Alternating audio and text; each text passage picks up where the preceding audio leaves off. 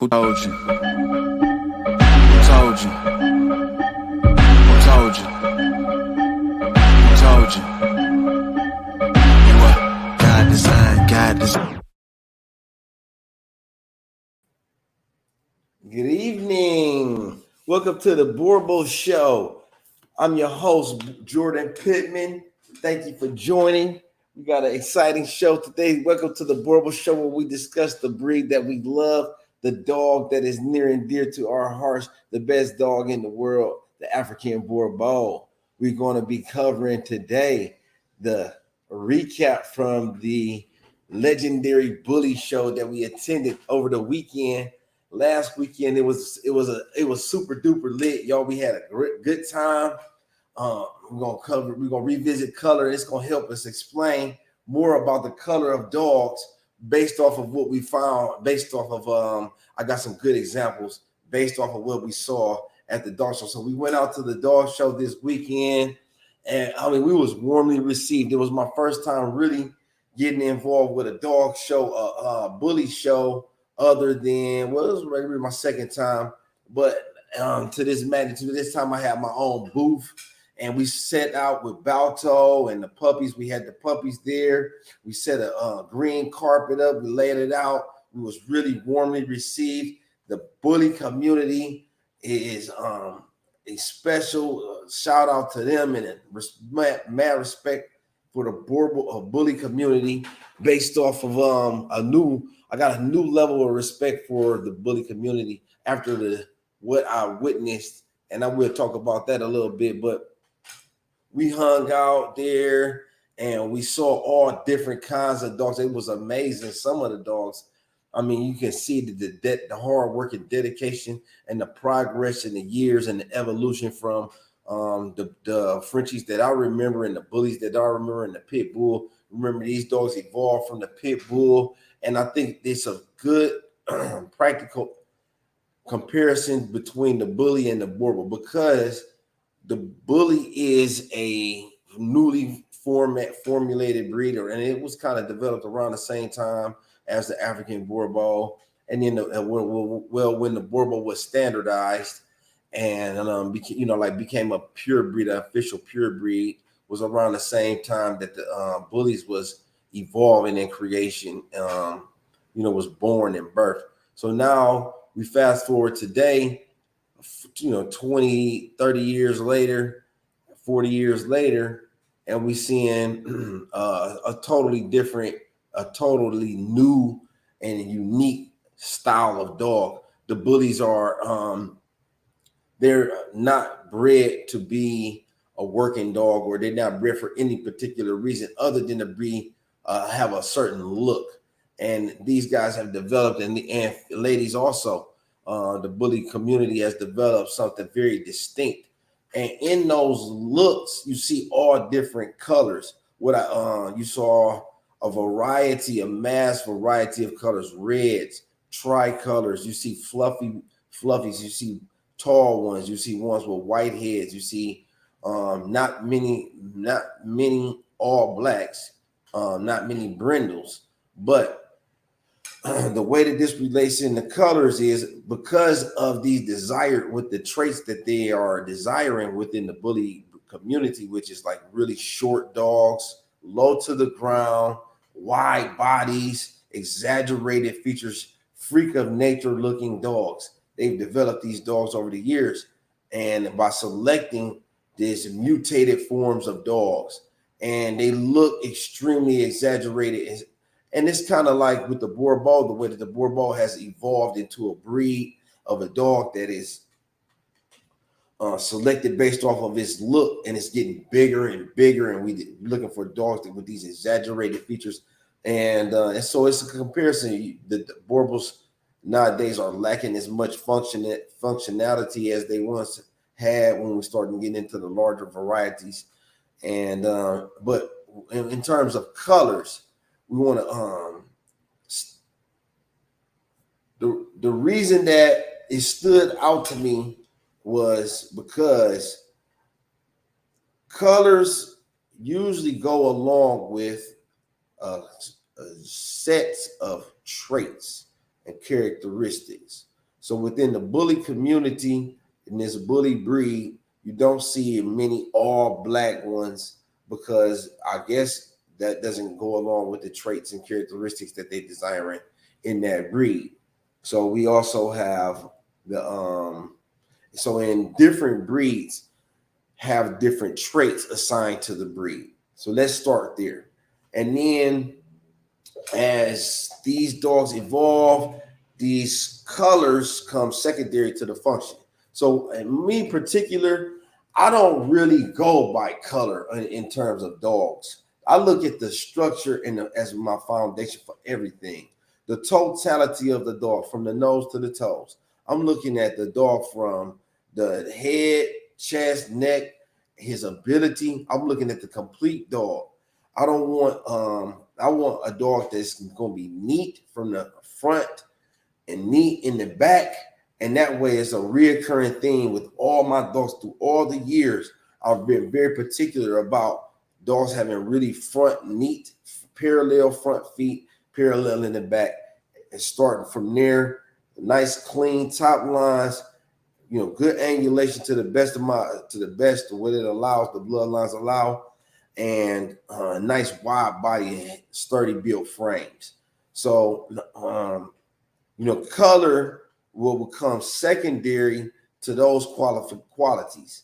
But in interest of color, I feel like you have to really look for that secondary, because if you start to get into certain colors or breeding and selecting puppies based off of colors, you start to lose these traits that make the breed valuable. These are really highly desired traits. If you just go for colors alone, picking a dog that it has to start with the foundation, or as a mandatory minimum requirements. All dogs got to have these really strong characteristics that make the dogs desirable to me, which is the bigger, stronger, muscling, more athletic built for power, so on and so forth. We're looking for drive, we're looking for energy, we're looking for athleticism, and you can't have those things without having excellent circulatory system, working respiratory system, cardiovascular system. And so there goes your foundation for health. When you start talking about all of these different colors, you say color first and you start to breed for a certain color, and then secondary, you start to have defects. So let's get it out the way. But so we went to the bully show. We had a great time. I mean, we were really warmly received. A lot of people have never seen a Boerboel. A lot of people have never seen a Boerboel, and it was their first time. So we're gonna continue with this journey on this mission with promotion of the dog breed. I feel like it's a great opportunity for us to promote what Boerboels have to offer. One thing that I thought was very valuable that I learned from the bully community, and my brother and I also talked about this, was they based the value of the dog off of its lifespan.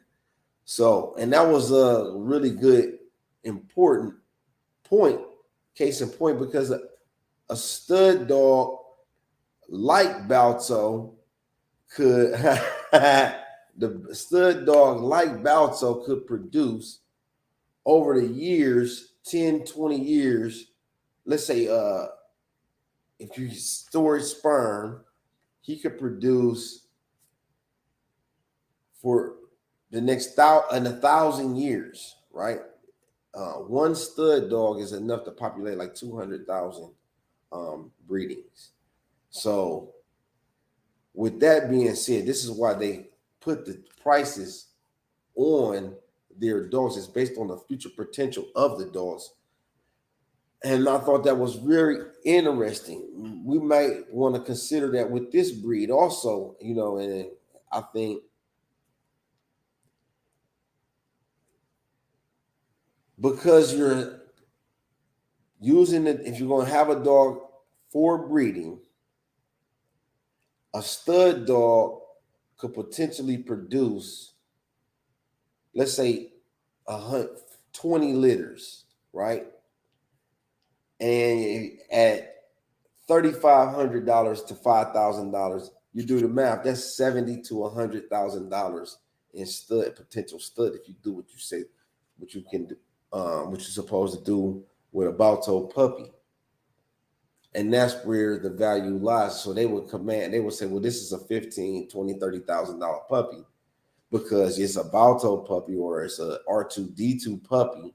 R2D2 is known to produce this type of puppy that holds this level of value.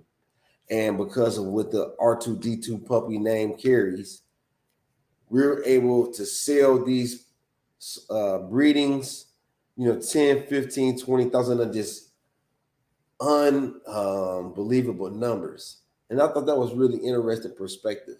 That gives you a lot to really think about in terms of just like the same thing with hunting dogs. That's one of the ways that they place a value on a hunting dog. This dog could potentially be a night hunt champion,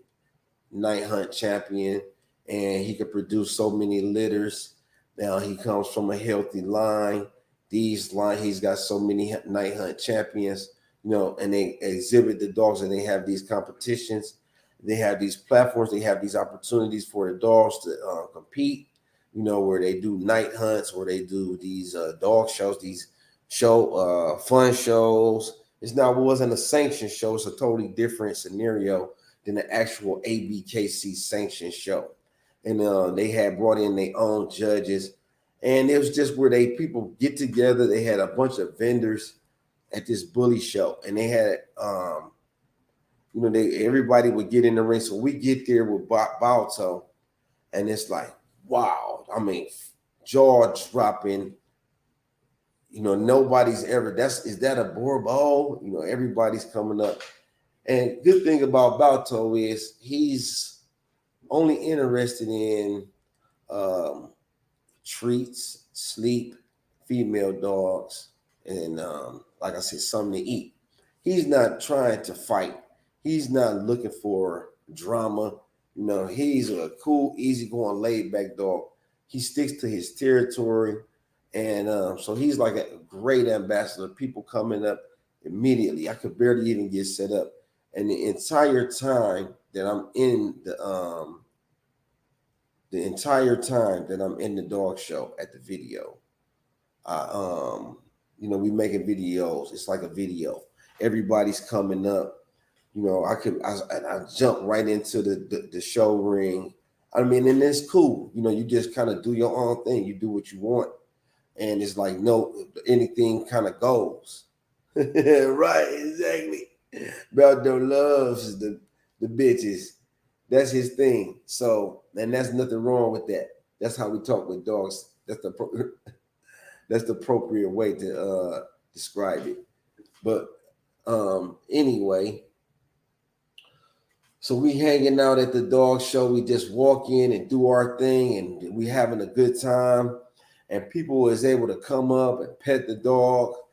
They have these different contests. It's a fun show, so it's not like a sanctioned event. They have judges that they bring in.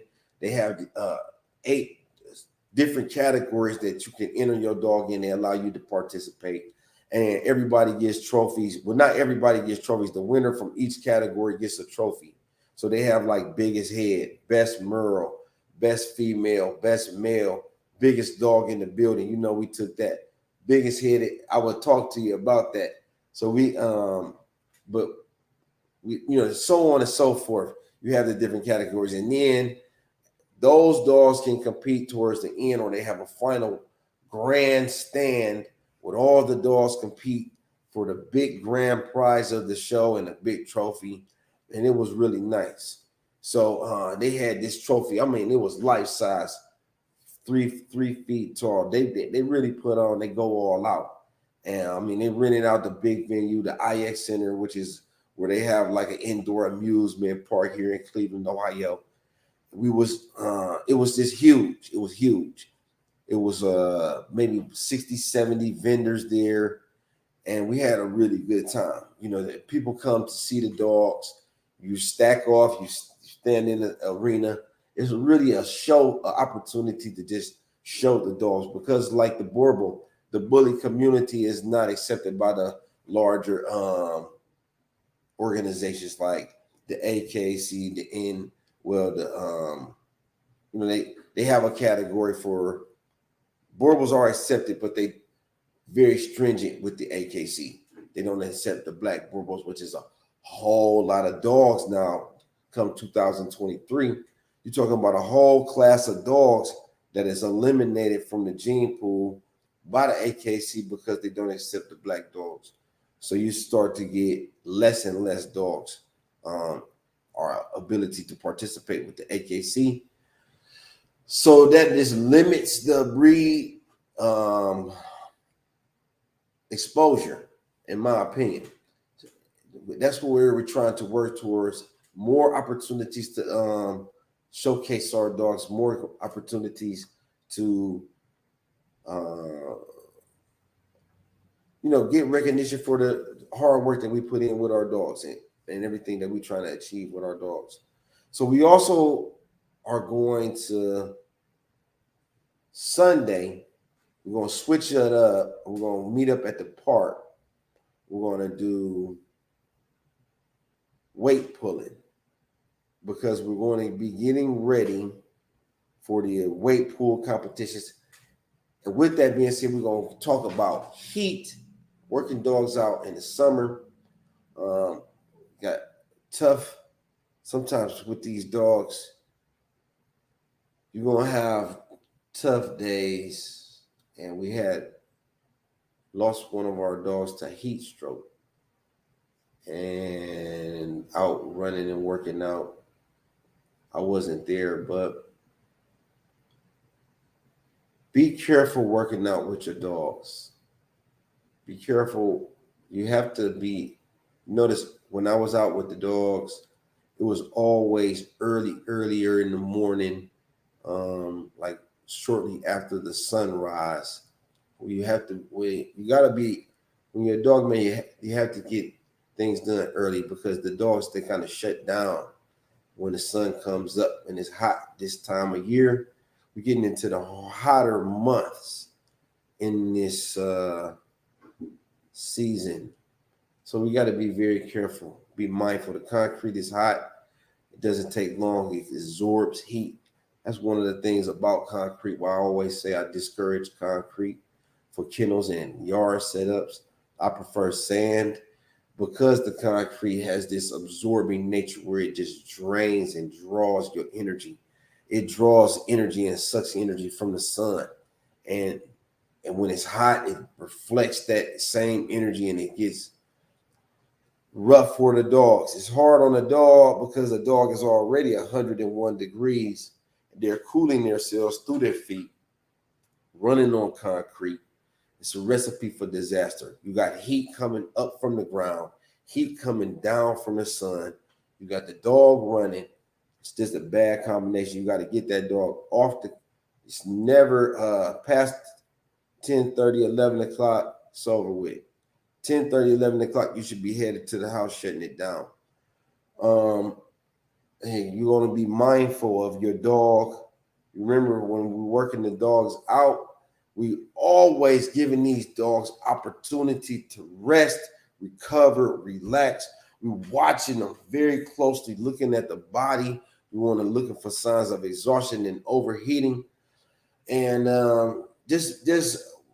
want to spread the word about overheating in some, ideal times to be involved with your dogs is in the evening and early mornings.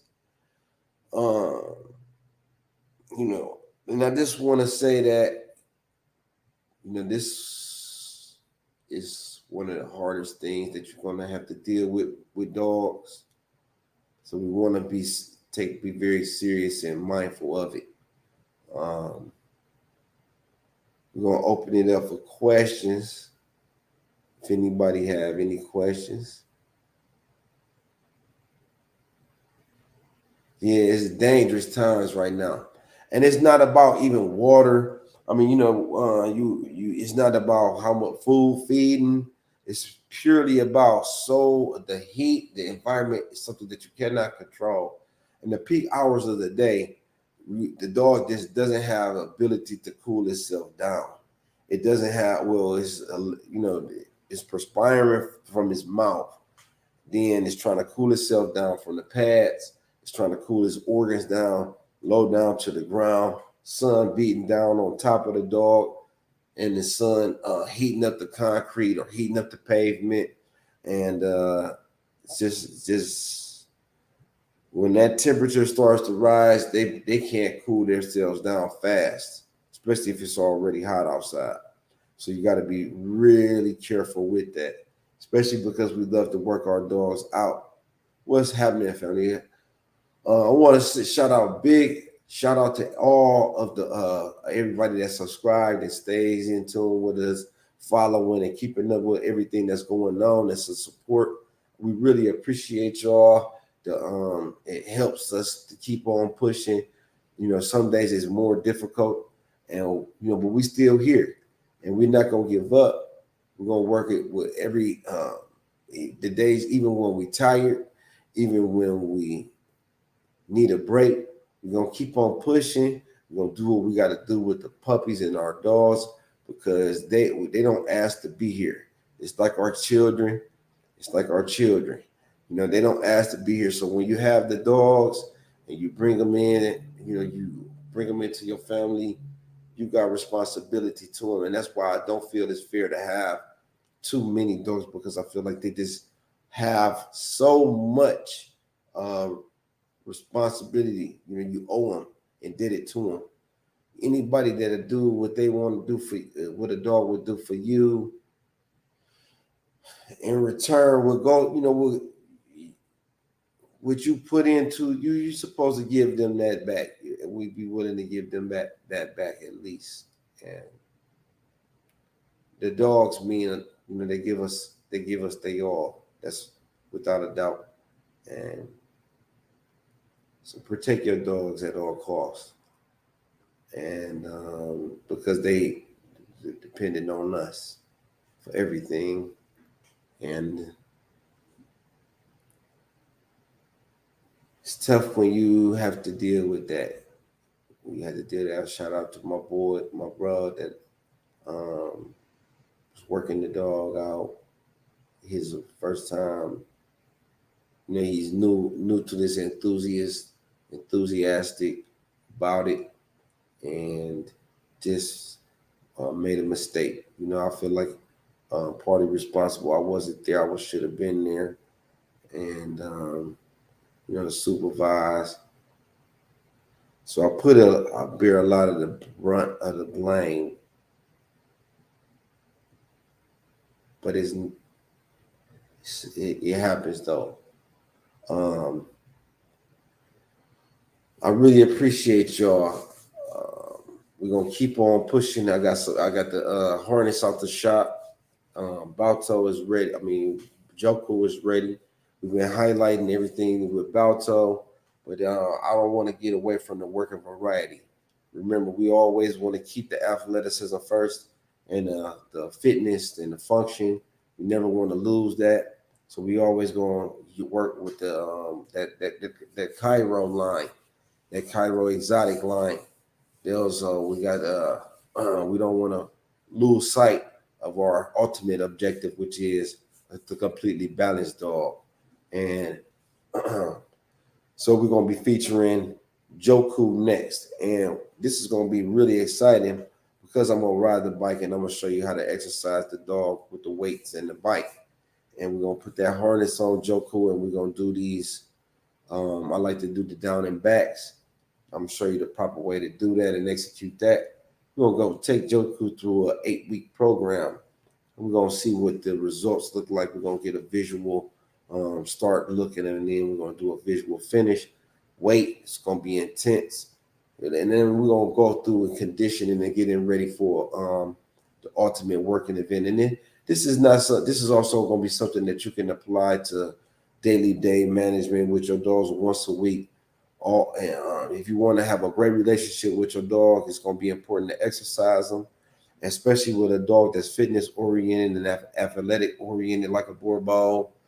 And so you want to make sure that you're working them out. And this is a great outlet, but you got to be careful. And like I said, just be mindful of the heat. And I wanted also to speak, just finally touching on the color. At the end of the day, you got to put the dog's best interest before you do the color. And you don't want to get too far away from original colors. I like the original colors, but I'm open to beautiful dogs. And like I see it's a dog, Blueberry Kush out there that's blue and spotted and tick marked. I think that first and foremost, I want to go with dog that, as long as that dog has got the proper temperament and displays characteristics and traits that make the breed what it is, then I'm for it. And this, so that's the final notes on color. I'm here. If people need me, give me a call. I'm taking calls. I ain't got my phone on me right now, so I'm not taking any calls right now. Yeah, well, here go some tips right here. Keep ice. Great summer workout. Just be careful with them summer workouts. Andres Young says, I don't think any doubts. Thank you so much, family. I appreciate you. Family. Keep up the good work. Okay. I did not know, family. Thank you all. Definitely got to make this. So true about letting the dog. I'm telling you, it really makes a whole lot of sense, especially with the way that we got global rising. We got global warming on the rise. The heat index is way up. So we gotta be mindful of that. These large dogs don't really have the ability, like they get hot fast, and they get worked out fast. They get worked out fast. So just keep that up.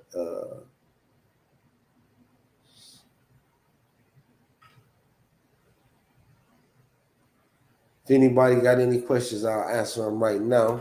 Y'all, appreciate y'all for joining and always taking a second out of your time. I hope y'all making the most of your time and doing everything that you possibly can to make these days count, because you never know what's going to be your last days. Enjoy yourself. Make sure you always find time to relax, but more importantly, be productive. And keep it in balance. The perfect balance, is I find that a lot of times people always find an excuse or reason to play. We ain't got time to play. It's time to grind. It's wartime. You never know. No rush, go on, move dumb. Back and forth, push and shove. Make your peace and love turn to peace and gloves. Now you got a deal run up. No rush, go on, move dumb. Back and forth, push and shove. Make your peace and love turn to peace and now you got a deal run up. Old gang, old man, old school, young jam.